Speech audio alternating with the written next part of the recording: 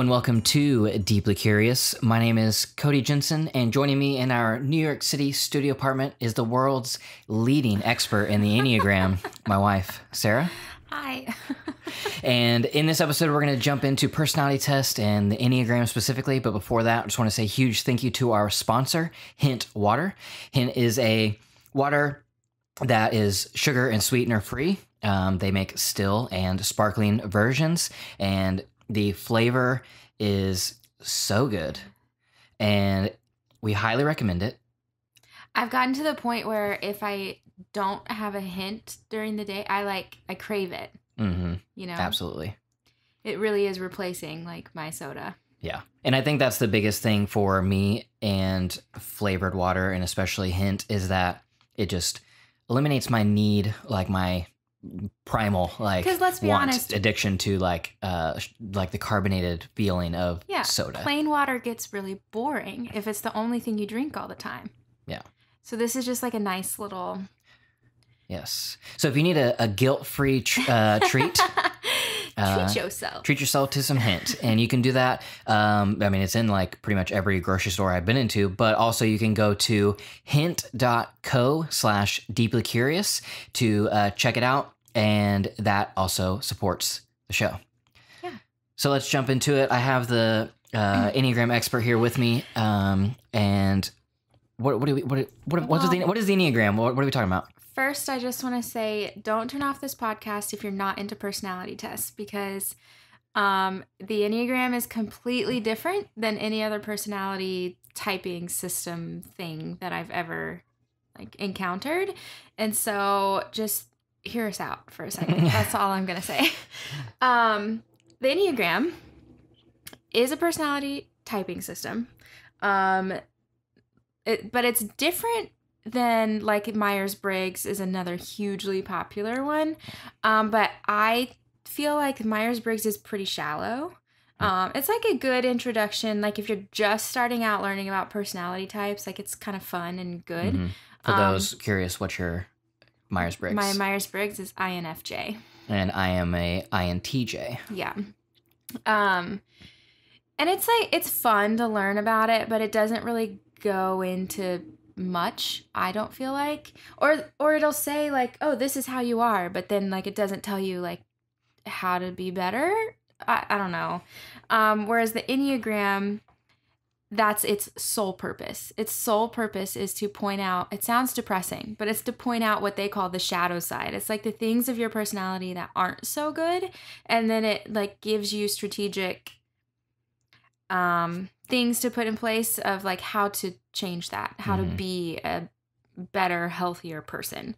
So that's why I like the Enneagram over all the other typing systems that I've encountered. I also think though that the reason we even like personality tests to begin with is because, I mean, a lot of times on the show we end up getting back to self-awareness. Yeah. And not that like we are the most self-aware people ever, but I think that we're all on that journey, and the farther along in the journey of self-awareness, the better. Yeah. Because it helps you know who you are, why you make decisions, and so you can make better decisions in the future. For yourself and for the people around you.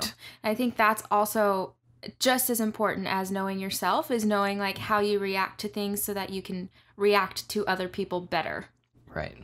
But the Enneagram its origin is weird and questionable, and it kind of has a lot of different spiritual backgrounds. Like there's some Christian spiritual background, there's Sufism, there's Judaism.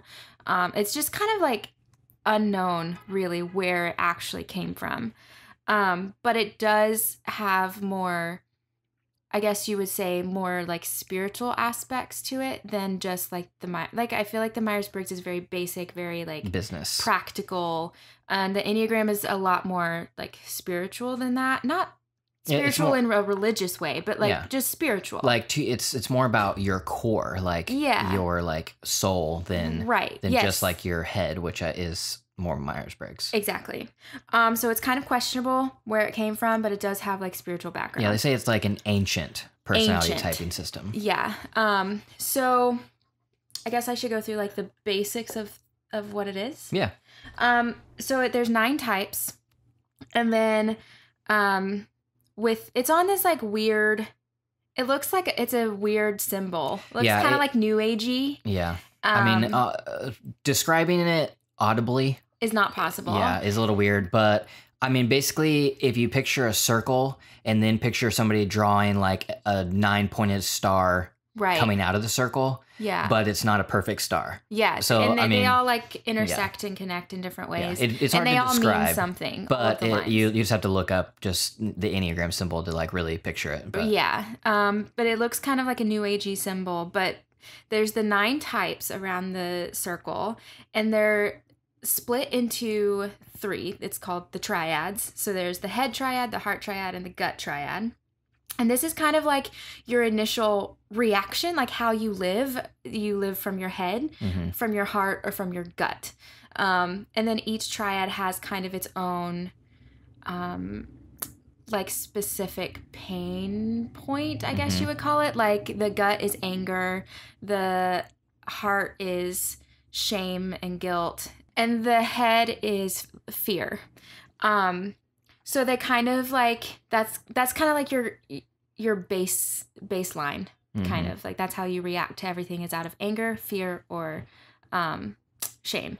So within each type, though, so you have the 9 types, and then you're in one of the triads.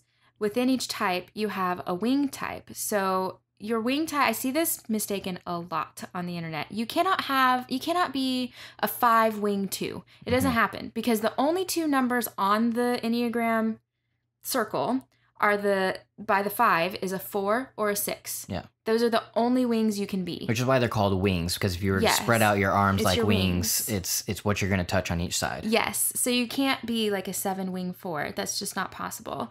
I've seen that mistaken a lot. And then you also have stress and security numbers. So if you're like in a healthy spot, you like adopt characteristics of a certain number.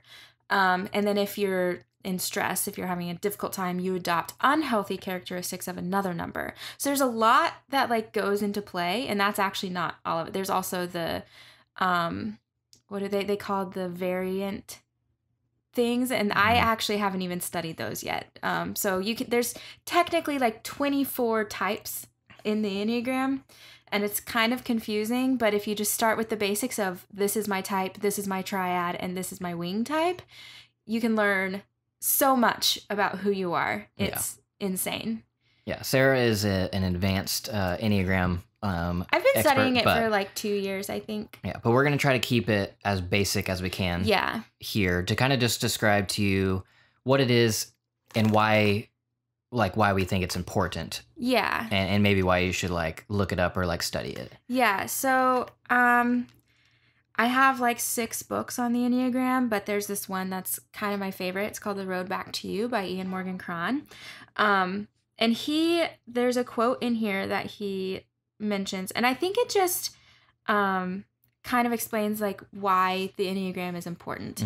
It's from Flannery O'Connor, which shout out, and it says, "To know oneself is, above all, to know what one lacks. It is to measure oneself against truth and not the other way around. The first product of self-knowledge is humility." And I think that explains the Enneagram. Like, the Enneagram is not to make you feel good. It's not to be like, oh, I'm a 2. Like, that's not what it is. Yeah. When you find out your type, it's humiliating on a certain level. It's like, when I found out my type, I literally threw the book across the room and didn't touch it for 3 months. I was so angry because it described me so perfectly and like described the things that I don't really like about myself so perfectly that it made me mad. Yeah. I mean, I think you've told me many times that like they say that the type that makes you the most angry is probably going to be your type. Yeah, you can be pretty sure that that's yours. Yeah. And that's the whole point. The whole point is that it points out the things that you don't really want to pay attention to and teaches you how to overcome them. Right. Whereas like, I feel like other personality typing systems, especially like Myers-Briggs and things like that, it does point out your weaknesses, but I think it more focuses on your strengths in the ways that like you think about things. Yeah. And so it's good to know your strengths, but I think that the Enneagram is able to point out things that allow you to go on the road or the journey to health. Right, because you're you know, strongest when you can accept like everything about you, right? So I think that's what the Enneagram does. And I also feel like if you like, a lot of people have issues with personality tests and things like that because of how other people perceive them to be after, like, I listened to a podcast, I think you sent it to me, where they were talking about like, we want to be sorted into Harry Potter, into the houses, because that explains who we are. And there's like this need for us to like fit somewhere. Right. But it's like turned out negative for a lot of people because now, especially like in jobs, they're like giving out the Myers-Briggs and they're like, oh, you're an INFJ, you can't solve problems or whatever it is. Like there's all these like, oh, you're so emotional. Yeah, we can't trust you with this presentation. It doesn't fit your personality. Exactly. And that's not it at all. And that is why I think Myers-Briggs in particular is a little surface level. But the Enneagram actually shows you like your actual core strengths and like how to overcome your weaknesses so that you can be strong. It's like it embraces your weaknesses in a way, and like it makes you strong because of the weaknesses. Yeah. Tell them about what they say personality is, like what the Enneagram describes as personality. Yeah, so personality, the word personality comes from Greek or something. I can't remember. The word is like persona or something like that, which literally means mask. And so your personality is a mask of like how you go out into the world to like shelter yourself and protect yourself from the world. So basically every single person has had something happen to them, and the Enneagram calls it a childhood wounding. So whether it was an actual wounding, an actual traumatic experience, or a perceived wounding, it is something that happened to you, and then you developed these coping mechanisms to protect that part of yourself. And then as you become an adult, that coping mechanism actually hinders you from being who you are. And that's what the Enneagram is about, breaking that down, basically. Yeah. So basically your personality is a mask. Yeah, it's the thing that you wear to present yourself to the world. Yeah, to protect your soul. So like it's almost like every single person comes out with like this one core like soul, and then throughout our nurturing we have these things that happen to us or perceived to be happening to us that then we develop, like you're saying, like all these things that we use to like shield ourselves, which become that mask, which become our personality, which our personalities obviously have very positive traits to them as well. But the Enneagram specifically is about finding these things that are the core of that so that you can overcome them. The Enneagram is the Karamo of a personality test. Karamo.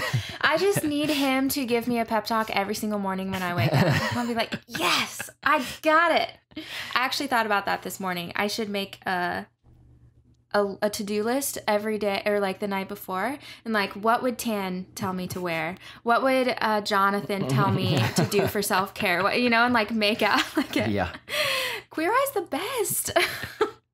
Anyways, off topic. I think for me, the Enneagram has really helped me, has pointed out my my patterns, and like taught me, like I can actually catch myself in my cycle of patterns now, which I think is huge in self-awareness. Like whether I decide to like combat it or not, or act on it or not, I know what I'm doing in the middle of it, which I think is huge. It's like the 9-step process or whatever, the step processes of like addiction and stuff. It's like with all of those, it's always the first step is recognizing it. And that's like the first step in the journey of self-awareness, is that it's not that you fight off these demons day one. Right. It's the fact that like, oh, this time around in the cycle, I actually recognize that I'm in the cycle. Yeah. And that is better than the last time. And you may not be able to fix it that time. Right. But the next time you go through it, now you recognize it and you take a step to like maybe get out of it. And I know not to take it out on anybody else because Mm-hmm. I can recognize what I'm doing and like the destructive patterns that I have. And I know not to get mad at you or my best friend because they're not babying me enough. Like my emotional turmoil is not their fault, you know? Which is, I mean, huge for relationships. Yeah. So that is like, I mean, a very basic general like overview of what Enneagram not necessarily is, but why I think it's important. Yes. And kind of what it is. So there is 9 types, and it would take way longer than one podcast to actually get into like every single type, what it means, and all that type of stuff. But just so everybody has like a general, like very quick, example of what each type is. Sarah's gonna like go through, just give you one sentence for each type, and then we're gonna talk about our types and what that means for us personally and in our relationship. Yeah. So type 1 is, they call them the perfectionist. These are ethical, dedicated, and reliable, and motivated by a desire to live the right way and improve the world. I don't know a person for every single type, but I know some of them. So like a type 1 is Brene Brown. I'm pretty sure she's a type 1. Very like just and like perfectionist. Type 2 is the helper. So they're warm, caring, and giving, and motivated by a need to be loved and to be needed. Like a Michael Scott. Yeah. Like, do I care if everybody hates me? No. But I need people. Yeah. Do I want everybody to love me? Or do I need everybody to love me? No. Do I want them to? Yes. Yes. Type 3 is called the performers. These are success-oriented, image-conscious, very productive, typically a lot of times creative, but very much about success and like don't want to look like a failure. Which, I mean, nobody wants to look like a failure, but... Right. And also, before we move on, like with the Enneagram, they say that everybody is a small part or a myriad of all of the types. Yes. So you may recognize pieces of each of these in you. Right. That's the beauty of the Enneagram, I think, is that it's you are dominant in a certain type, is what they say. Like you may be like a type 4, but you're dominant in type 4, and you can see other aspects of yourself in every type. And I actually kind of like that it doesn't, but I'm a type 4, so it doesn't put me in a box, which I enjoy. Right. So yeah, you're going to be a little bit of every single type, but there's just going to be one that stands out. Yeah, it's just the one that you like that recognizes that wounding in you, and that's like the things that you have to like watch out for the most. Yeah. But it doesn't mean that you can't have amazing or bad traits from any other type either. Correct. Type 4 is the romantic. So they're creative, sensitive, and moody, motivated by a need to be understood, and avoid being ordinary. So there you go. Type 5 is the investigators. These are like analytical researchers, very private, and I think usually pretty introverted, like pretty much okay with being on their own. Type 6 is the loyalist. So they're committed, practical, and witty. They're worst case scenario thinkers. I know 1/6, and that's definitely like kind of their tell. It's like they figure out, okay, what's the worst case scenario, and that's what I'm going to focus on. Yeah. Type 7 is the enthusiast. So all four of my best like girl friends are all 7s. And this, oh man, they're fun, spontaneous, and adventurous, motivated by a need to be happy, and they avoid pain. So they kind of like skirt over pain by pretending and like ignoring the fact that they hurt, and then they just try to be the entertainer. Type 8 is the challenger. So they're commanding, intense, and confrontational, motivated by a need to be strong and avoid looking weak or vulnerable. This is Cody, by the way. Type 9 is the peacemaker. So pleasant, laid back, accommodating, motivated by a need to keep the peace, and avoid conflict. Yeah. So that's the 9 types. Yeah. So the direction that we figured we would take like this podcast specifically is like talking about our types and kind of like what that means for us, and also kind of how that plays out, I guess, in operation in our relationship. Yeah. Yeah. Okay, so I'm a type 4. Like I said, when I found out my type, I was really mad. Mostly because it pointed out the things that I already knew were unhealthy about myself, but they put it into words, and I didn't like that. So what it's like to be a 4. These are just like sentences that kind of describe a 4. I have so many feelings in a day that it's hard to know which ones to pay attention to first. That's very true. Melancholy is comfortable for me, so it's annoying when people try to cheer me up, which is also very true. I'm okay with sad songs, sad stories, and sad movies. Overly happy people give me a headache, which is also true. Sorry if you're overly happy. I like you. Just tone it down a little. Lots of people misunderstand me, and it makes me frustrated. I worry a lot about abandonment.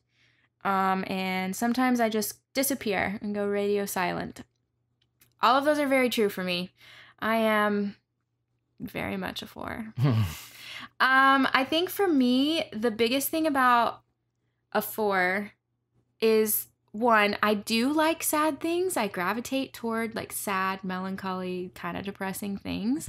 They don't depress me like they depress other people. I'm all about my feelings. Like what the Enneagram says about a 4 is that it says you are your feelings. And if your feelings are always changing, then your identity is always changing. So we never quite know who we are. Which is just so true. It's not even funny. And we worry a lot about abandonment. So the childhood wounding is kind of that. Like at some point or another, you felt or were abandoned. And so you just kind of live your life believing that everyone is going to abandon you at some point. And you employ these coping mechanisms to protect yourself from that. So you like, maybe you get really close to a person and then you back away because you're like, oh no, I'm counting on them and they're not like fulfilling, the hole in your soul. And so you like push them away and you kind of do this push-pull dance with people.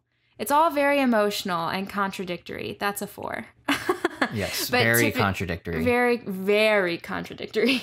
But typically 4s there are a lot of the like poets and novelists and creatives. I like this book because it tells you a few famous 4s, or famous whatevers. Yeah. And this one's The Road Back to You. Yeah. The famous 4s that he mentions in here is Amy Winehouse, Vincent van Gogh, and Thomas Merton. So, I mean, pretty creative people. Basically, 4s just like don't know where they belong. They're like trying to find a place where they fit, and like nothing fits, but then also they don't want to fit. It's like, again, very contradictory because we just want to belong somewhere, but we don't want to be ordinary and we don't want to be like one of the crowd. We want to definitely stand out, but then when we stand out, we have that sense of like nobody understands me and nobody, it's confusing. Yeah. And a 4 is in the heart triad. The heart triad. Yeah. Yeah, so a lot of shame and all that.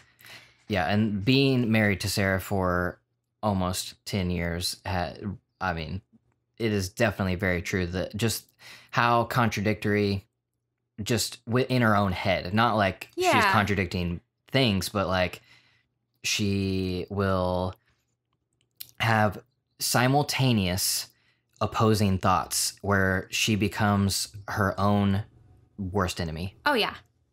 Legit. Yeah. Let's give an example. I just had a contract job that ended. So I'm like trying to figure out like, okay, do I need to get another job? How do I make money? Blah, blah, blah, blah, blah. Literally, I'll be like oh my gosh, this is it. I'm going to do this. And then not 2 minutes later, I'm like, oh my gosh, I don't know what I'm doing. I think I need to go get a real job. And I'm just like constantly like up and down and up and down. I have no idea what I'm doing ever. Yes. And that is so foreign or frustrating Opposite. for me because like there'll be like what she's saying, there'll be one day she's like, oh, I know what I'll do. I'm going to do this. And I'm like, yes, exactly. Let's do that. Let's go all in. Let's make it happen. And then like the next day she doesn't do that because she's so overwhelmed. And then like, I think I may just need to go get another job or whatever. And I'm like, we literally just had this conversation about trying to do this other thing. Like, what are you doing? Just do it. Like for me, it's just like, just do it. It's very simple for you. It's binary opposite. of just do it. Yeah, is the opposite for me. Here's actually, the road back to you says, 4's moods are like fast-moving weather patterns.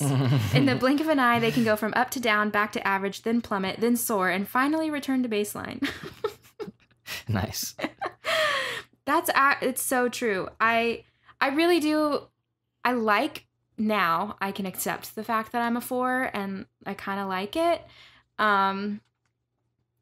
But, well, I've always, I don't know. See, contradictory, whatever. I kind of like that I'm a 4. I like the creative aspect of my personality and like the thoughts and just the things that I can just see. Like I'm really good. I feel like I have really high empathy. Definitely. And that is part of a 4 because they can see, nobody at me about shades of gray, but they can see all shades of gray. And how else do you say that now? Like without the stupid, sorry, I don't judge you if you read or watch Shades of Grey, but how do you say shades of gray without anybody thinking about it? I can see like every point of view and I get it. And so I appreciate that about me. And I like that I can just sit here and just think of things and like have all these weird, interesting conversations. But it's like the roller coaster of emotions that I can't really get under control. Yeah, that's me. So for me, I am a type 8. Yes. So what are some of my sentences? So your descriptors are doing things halfway is not my spiritual gift. True. Yeah. It's hard for me to trust people. Mm-hmm. I think that's true a few years ago. Okay. Saying no isn't a problem for me. That's true. I welcome opposition. It's true. I don't like it when people beat around the bush. Oh, that's very true. I don't have much respect for people who don't stand up for themselves. I mean, it's a harsh way to put it, but I know I'm respected, but sometimes I want to be loved. Yeah. Is that true? Mm-hmm. I like this one. If God wanted people to wear their heart on their sleeve, he would have put it there. I feel like that's you. Yeah, I guess. I mean, you're pretty harsh, honestly. I've been told that I'm too blunt and aggressive. Definitely. And let's see, one more. Oh, this one is so true, I think specifically for us. In relationships that matter to me, I insist on being honest about conflict and staying in the fight till things are worked out. Yeah. Yeah. Duh. Whereas I'm like, get me out of here. I need to think for 3 hours and then I can come talk to you, maybe. Exactly. I'd rather just like disappear again. Disappear for a few days. Yes. And I'm definitely like, just talk it out. Like, That's always been like our major. Let's just get this over with. Like, we talk about it for like 30 minutes and then we can go about our day. Yeah. You are, I think you've changed a lot in the last couple of years. You're definitely an 8. But I think your like empathy has grown. So some of these maybe sound a little harsh, but I think like at the core, it's still like who you are. Yeah, for sure. I mean, like because I feel like both of us have, I mean, because we are in our late 20s now, we've gone through, we've matured. Yeah. And we've like been on yeah, on a maturing process, you know? Yeah. And we're way more self-aware now and on like a journey of like emotional health, I guess, Right. you know? And so if I think about those statements, I mean, not that none of them don't apply now, but if I think about them as like previous me, it's like, oh yeah, like 100%. And then now it's like, okay, that's definitely who I am whenever I'm tired. And I also like, think it's who you are generally. I just think you've learned different approaches. yeah, that's probably true. Like I understand now, like the way I used to just be myself, I guess. Maybe that's not the right word, but I would just like the way I would present. Yeah. It seemed very normal to me, but then after a while I learned the way that was perceived by other people, and like that it was not received by the other people with like in the same way that I was in my head. Right. And then realizing that and be like, okay, I need to come to this situation with a little more grace. Yeah. And it's not beating around the bush. Right. It's just... You're still very direct. Yeah. I mean, yeah, you're still very direct. Just in a nice way. Not in a... yeah, that's what I would say blunt. Like that's what I hope to do. Yeah, you were very, like, blunt before. And I feel like now you still speak the truth and speak it plainly, but not so, like, I don't know. Yeah, I mean, I think... You have more care in the way you present it. Right. I think previously the way that I presented, it came off of as just, like, mean or rude or, like, way too harsh. Like, yeah. And, like, I because I know what I felt internally. Right. I felt I was saying it in love, I guess. Like, it wasn't anything against the other person, like, or anything like that. But I had to learn how to present this like blunt information in a way that was received well. It's kind of like the compliment sandwich, you know? Yeah. It's like you got to tell them a little something nice and be like, also, here's a growth opportunity, but here's also something nice about you, you know? So it's like, instead of just coming at them with, you know, that the growth opportunity in the middle, that peanut butter, you got to give them a couple slices of bread to put it on. Famous eights are Martin Luther King Jr., Muhammad Ali, Heyo, Angela Merkel. Who is she? She's in Britain, right? Oh wait, yeah, wasn't she the prime minister, or is the prime minister? Yes, I think you're right. No, I don't know my politics stuff very well. Hold on, let's Siri this. I feel like Merkel's right, but Angela, who is Angela Merkel? Oh, German politician. She's the German prime minister. Oh. Yes, or they call the chancellor of Germany since 2005. Well, anyway, she's an 8. Yeah, I think the thing that I get from you most is just, or maybe the thing that like really defines you as an 8 for me is just your... Well, I would call it bluntness, but just your like directness. Yes, that's it. You just like are who you are and know what you know, and that's it. And like, you really don't have a lot of time for people who are like second guessing themselves and just kind of like playing this wishy-washy game, and like, which is kind of funny because that's me a little bit. I'm contradictory and like don't ever know what's happening in my own head, and it's just kind of funny that we are together because that's like the thing you hate the most, you know?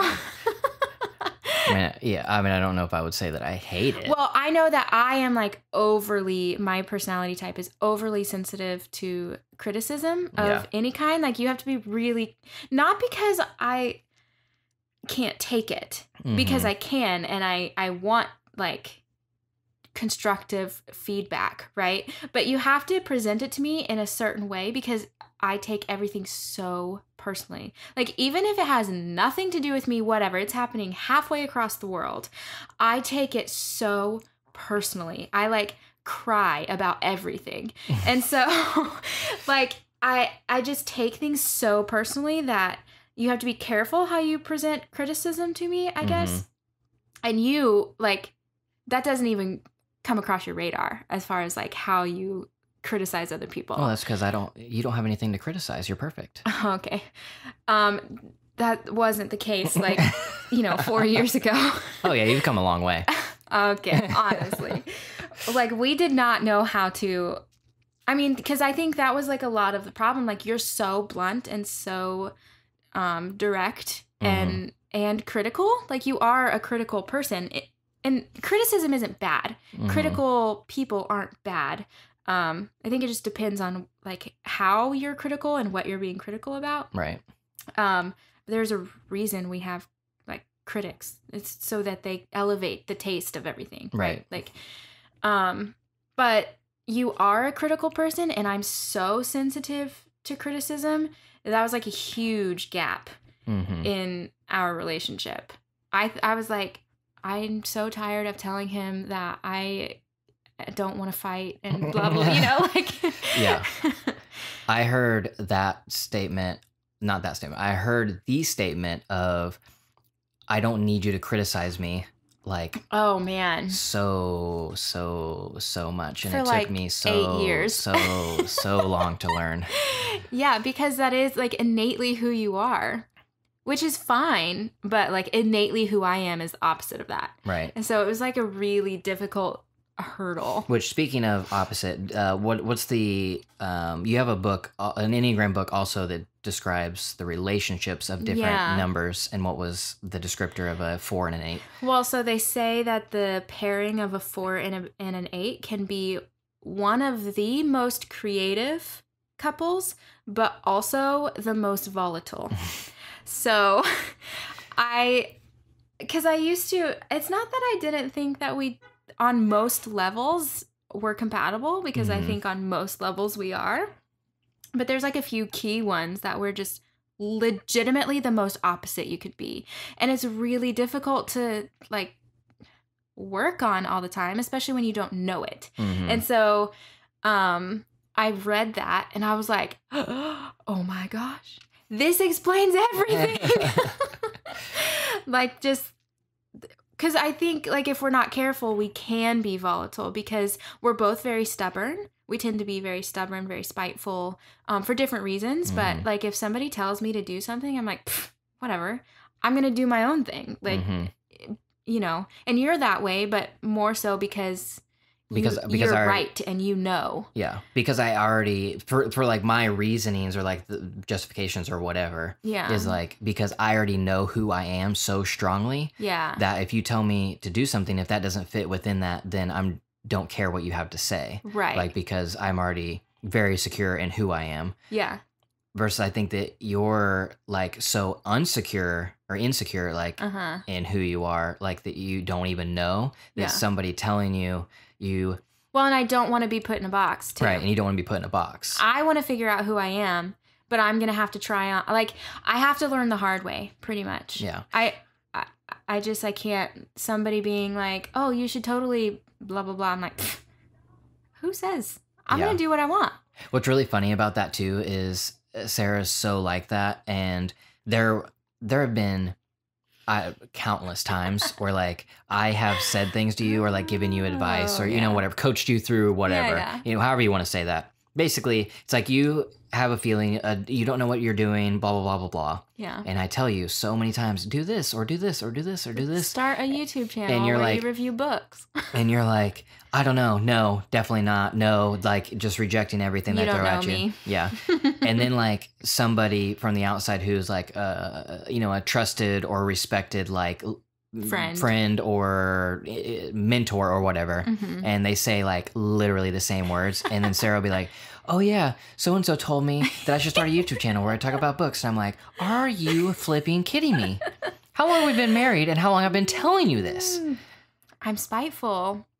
I really am spiteful, but I think I don't want somebody else defining who I am for me. So I resist. Like, I do what I want when I want. And like, it can be unhealthy. Don't get me wrong. I don't like condone that piece of me. Because I tend to kind of feel like the rules don't apply to me in certain scenarios. Like I don't feel like I should have to go get a full-time job like everybody else or whatever it is. Like whatever the social norm is, I don't feel like I should have to do that.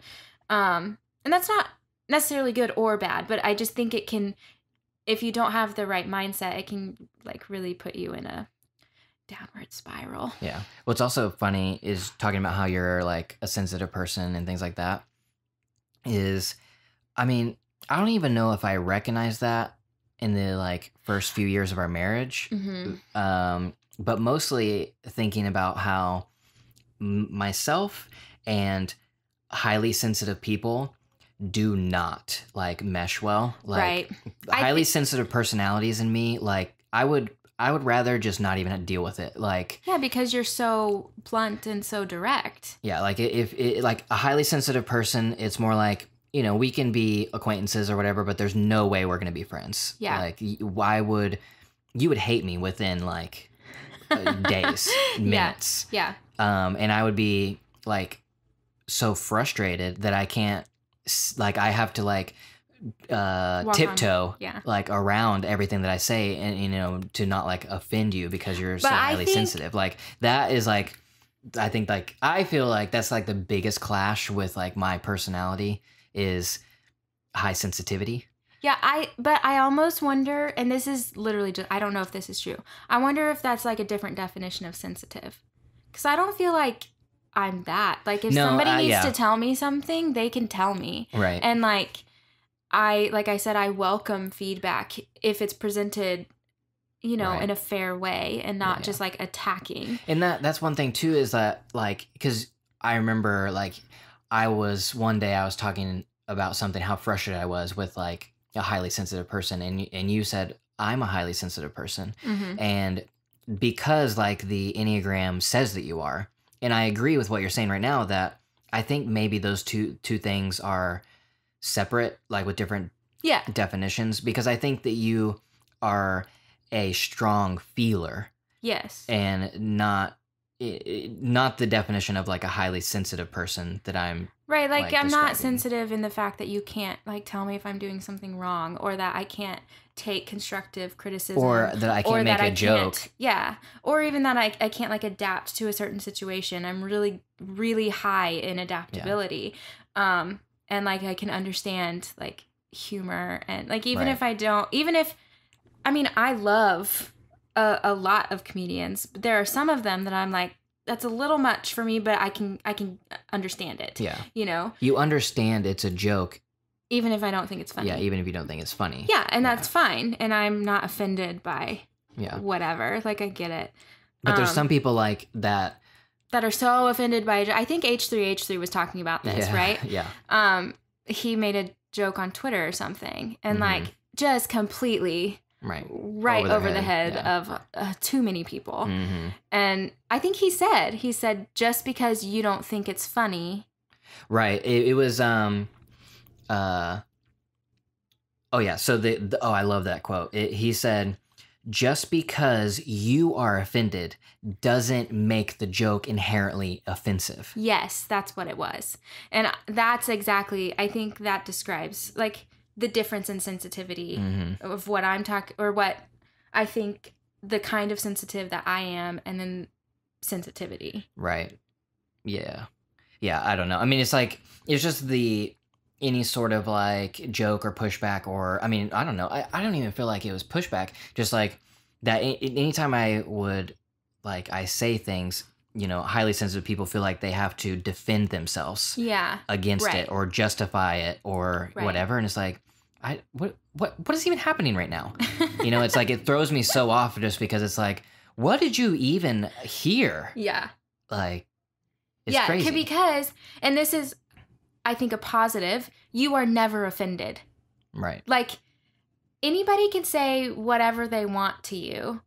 Within reason, right? I mean, like, I'm sure somebody could offend me. I mean, like, within reason. Right. I mean, they can come to you and they can have their opinions, and you don't you don't feel attacked by that. Mm-hmm. And I think that's a really positive aspect. And I think like the 8, the challenger, like they aren't scared of offending people. Like if it's the thing that needs to be said, if it's the right thing, like that the world needs to hear, like the 8 is not afraid to say it.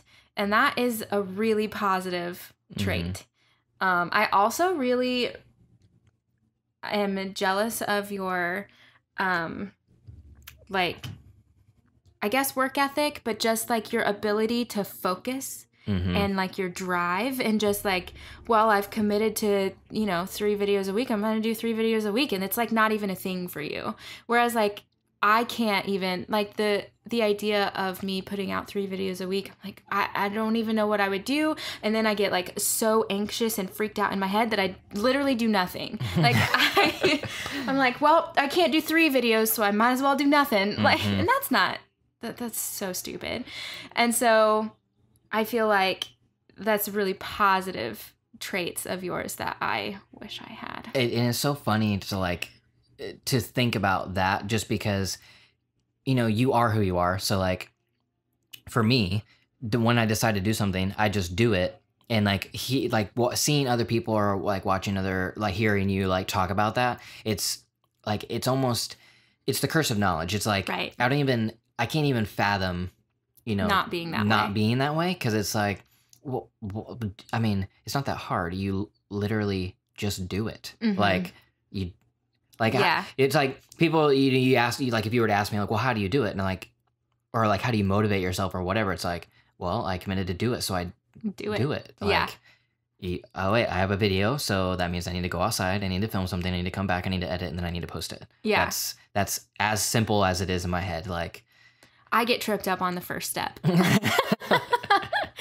I think that's where, like, I think maybe we should mention this in the Enneagram. That's kind of like there's levels of health.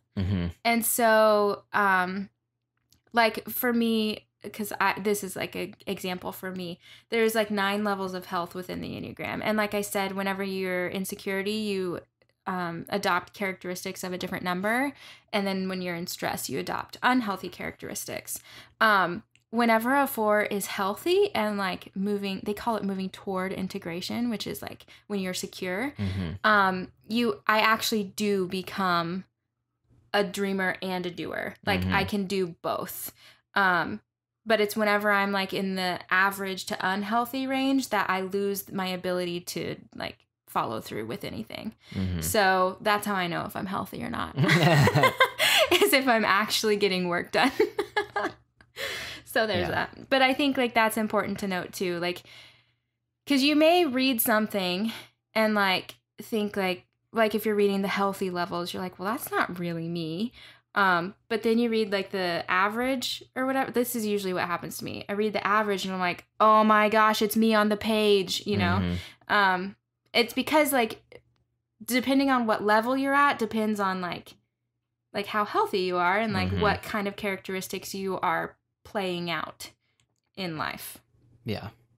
And I think so, specifically thinking about the Enneagram and like, talking about why I think it's valuable. I think knowing your own type, like we talked about, it helps you strive for those levels of health, right? And like work up the ladder and into being the best you can be type thing.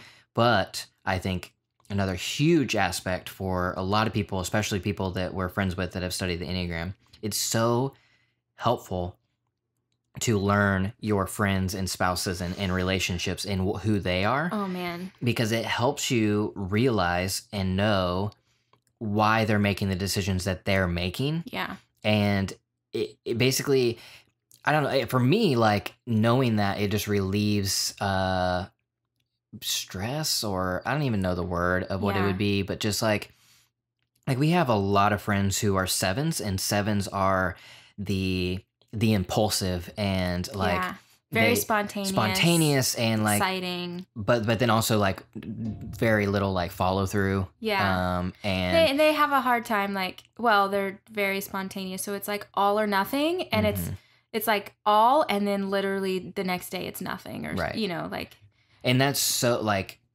a lot of that is so opposite of me. Because if I'm all in, I'm all in till it's done. Not I'm all in until I'm tired of it or I forgot. Which is funny because you are a wing 7. Right, and I am a wing 7, so there are but you have the entertainment aspect. Yeah, there are pieces of it that are definitely me. And I think that's also one of the reasons that I get along with 7s so well is because like you can be crazy. They're different than me. Like our personalities are different, but a piece of me is also them. So like we like mesh well or something. I don't know. That's just my theory. Yeah. Anyways, what I was getting at though is, there would be some times that we would know and be hanging out with like developing a relationship and all this stuff with these 7s, and like they would do things that I would not understand. Like it literally makes no sense to anybody else. Yeah, it doesn't make sense to me like why they would do that. And also I would feel myself like sometimes I would feel a little judgmental like about what is happening. And like I was saying how so I tend to just be like, just do it. You know, like it's that simple. And so, but learning that they're a 7 and then learning like their core motivations behind things helped me just like whenever I would see those things, I would realize why it was being done, which basically felt like it was released to me. Yeah, like it was nothing personal against you. Right. It was nothing personal against me. It like I wasn't. I don't know. It wasn't even really anything they were doing on purpose. Like, it's just like a way that their personality tends to act out or whatever you want to say. And it wasn't even that I was frustrated with anything. It was just that I literally didn't understand. Right. It was just like I was so baffled. Right. By the decision that like it was just like what is how what when what is this thing? Like I do not understand. But then like learning their type, it was like. Yeah. Oh, and knowing the why behind something like helps me just like live my life. I also think it's really helpful because like to learn what type like your significant people are because then like, and it's not, I don't mean this to say like they're off the hook or you're off the hook for being a good friend because that's not what I mean, but like what to expect, like what they can give you and like as far as what needs you need in the relationship, like, like there's not that like unnecessary pressure to be somebody or something that you're not. And so like it relieves a lot of pressure. Like I know that I can't go to certain people because they don't have the capacity to handle my emotional turmoil, right? There's like some types that just like can't handle so much crazy. So I know like, okay, I can go to these people and like say whatever I want and they're not going to think I'm a lunatic, you know? And they can handle my roller coaster. And it just, I think it helps put like, I guess expectations, I don't know another word, but it's like, it's not letting anybody off the hook for being a good friend, and it's not letting you off the hook for being a good friend, but it just helps you to understand like I know that I need like a decent amount of empathy from people, but I know that it's not natural for like these people to show empathy, so I don't expect too much from them. Does that make sense? Yeah. That's really helpful, especially in friendships, I think. Yeah, because like in relationships, we expect our best intentions in other people. Yeah. And it's always an unspoken thing. And our best intentions do not match with their personality. So if you know like their personality, you know what their best intentions are. Right. And so it like, it just makes life easier, I guess. Yeah. And I know I can go to, this one friend and just like, again, like the day to day and just be like so contradictory. And I know she's not going to look at me and like back away. Yeah. Be like, who is this crazy person? Yeah. So I think that that's really helpful in relationships. What's so funny about like your roller coaster? I mean, I guess because I just love you and we've been together so long that I just have, I don't know, maybe learned to deal with it or something. But what's so funny about like your roller coaster is how very middle I am, and so like steady as far as like emotionally. You are literally like a steady line. Like it's like a thick straight line. You don't where move. Like where it's like I go up and down. Like I have like my excitement is like I used to get so mad at you before we learned how to be married. I used to get so mad at you for not getting excited about things because I love being enthusiastic about things. And I love being enthusiastic too. Yeah, I get but really you don't excited about show things. it. But it was a point of contention for us for a bit. Yeah, it's like I not I don't know, a rock maybe too strong, but like I'm just like steady and like not. There's very few things that could possibly get me like so low. Yeah. And you know, same with like a crazy high of like, oh my God, like I can't even think of an example where. I remember I was so excited because we were gonna go to Gentlemen of the Road, Mumford and Sons Music Festival, and I bought the tickets. I remember I was freaking out, so excited, like it was a big deal that we got to go. And at the time I was like at a full-time job that I didn't like. And so I was trying to do more things that like excited me instead of like getting in this rut. And I was just like over the moon about getting to go to this music festival because I had never been to one before. And you were like, yeah, it's exciting. I guarantee you I was a little more enthusiastic than that. No. You definitely perceived it that way, but I guarantee you I was a little more excited than that. I was so mad. I was like, can you be excited? And it was like so high and then so angry, like immediate. That was me. And you were like, I am excited. Not a robot. Yes, like a robot. It's also funny, that made me think of how like there are times whenever like you'll tell me something or you'll show me something, you know, because marriage these days is showing each other funny things we see on our phones. Memes and whatnot, And so you'll show me something and I'll give you a very obvious nose exhale and say that's funny. Yeah, and but then, that's not a laugh. And then, you know, I'll be like, that's funny. And then you will be like, isn't that funny? And I'm like, yeah, I literally just said the words, that's funny. I know, but saying that's funny actually means it's not funny. You have to laugh. I think like this cute dog is so freaking cute and he like, whatever. And you're just like, that's funny. That's it's funny. Not, no. Anyways, yeah. I think the Enneagram is so important to like be able to recognize those small things that you can actually just like, once you figure them out, you can just let them go. Like I used to be so mad at you for not getting excited, and now I know you just don't show emotions. You know? I don't have to be mad at you anymore. Yeah, that's good.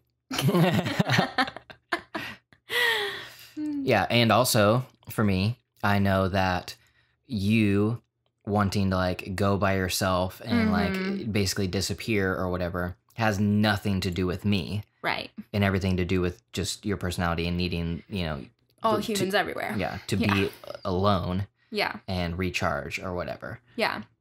A lot of people have actually assumed that I'm an extrovert, and they assume that I'm just like the most peaceful person on the planet, which is just so bizarre because I'm in the opposite of both of those. But I think, again, it's the way you like present yourself. And so like the Enneagram has like, you know, taught me that. But it's just weird to see like how you come across to other people and then like who you really are. Yeah. So for the Enneagram, talking about relationships and stuff like that, if you are interested in kind of learning more or figuring out what Enneagram type you are, you can totally do it solo. But I would highly recommend maybe finding a friend who is also interested in it, or, you know, a spouse even, but just somebody who knows you well and kind of looking at it together, because there are a lot of times whenever you don't see things in yourself, or like, you know, like Sarah had a really hard time with figuring out what her wing type is, but then talking about it with friends, you know, her friends were like, oh, you're absolutely wing five. Yeah. And you're like, oh yeah, I guess I am. Like, so I would recommend maybe going to it, whatever, with, a friend. So books that Sarah has read that she would recommend. One, I mean, The Road Back to You by Ian Morgan Cron is it's great. The number one, like, it does beginner. Yeah, it's a primer to the Enneagram, but it does have a Christian perspective. So if you aren't if that's not what you believe, I would just in general, I would highly suggest The Wisdom of the Enneagram by Riso and Hudson. They kind of Riso and Hudson. They kind of, I guess they would be like the main people. They have tons of books on the Enneagram, I guess is what I'm saying. And but The Wisdom of the Enneagram in particular is really great because it's like an actual textbook study book of the Enneagram. And so it tells you, it like defines the triads and the wing types and all of that stuff for you. So it gives you information. And then every chapter of the type, there's a quiz at the beginning that you take to like let you know if you might be that type or not. It's like 10 questions or something. Right.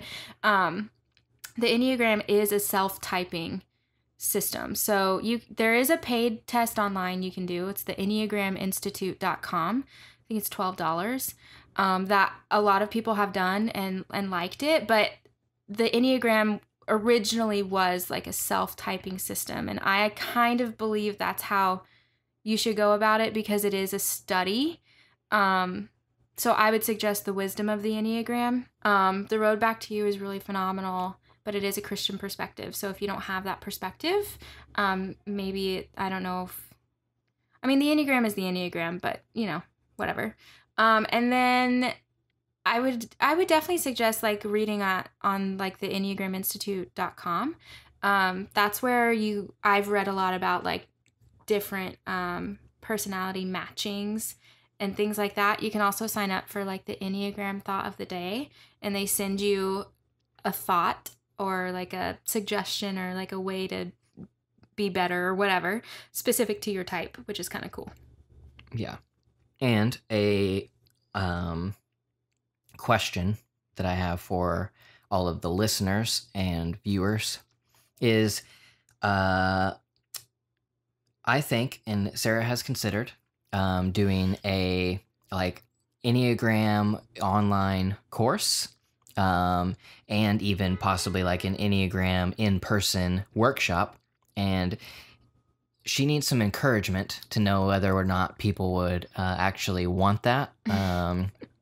It's something we've talked about for a long time. Yeah. And she needs some confidence. So if that is something that maybe you would be interested in, that, actually paying for a course that Sarah puts together online to help you through your journey in the Enneagram, things like that, or even a New York in-person workshop, for a dozen people or so, if you would be willing to do that. And she's just looking at me. Yeah. I don't know. Yeah. She is absolutely 100% qualified, but she second guesses herself. She has read so many books, and so many of them multiple times. Yep. And studies them on the reg. Definitely qualified.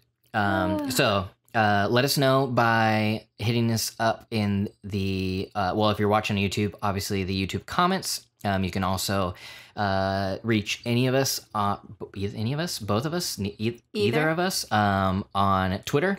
My handle is at Cody Jensen. Sarah is at Sarah_Jensen. And that is the exact same on Instagram as well. You can hit us up there, which we would highly encourage you to, because we like hearing your thoughts and feedback. Also, if you know the Enneagram, let me know what your type is. Yeah, because I think that's fun too. If you've been enjoying this podcast, also rating and reviewing us on iTunes is a huge help too. It just it basically tells iTunes, what shows they should be like promoting and pushing out to more people. So if you think that more people would enjoy this show, doing that helps us out. Yeah. So a huge thank you to our sponsor, Hint. You can check out Hint by going to hint.co/deeplycurious. You can also help out the show by checking out the show notes or the description on YouTube for the list of all of the Enneagram books that Sarah has read. And by using the links to those on Amazon, that also helps support the show. Yep. So thank you guys for listening. Go out there, get more self-aware, figure out what your type is. Live your best life. Live that best life. Love better. Live better. You are smart. You're kind. You are important. Yeah. All those things. All the things. Thank you guys for listening, and we'll see you next Tuesday. Bye.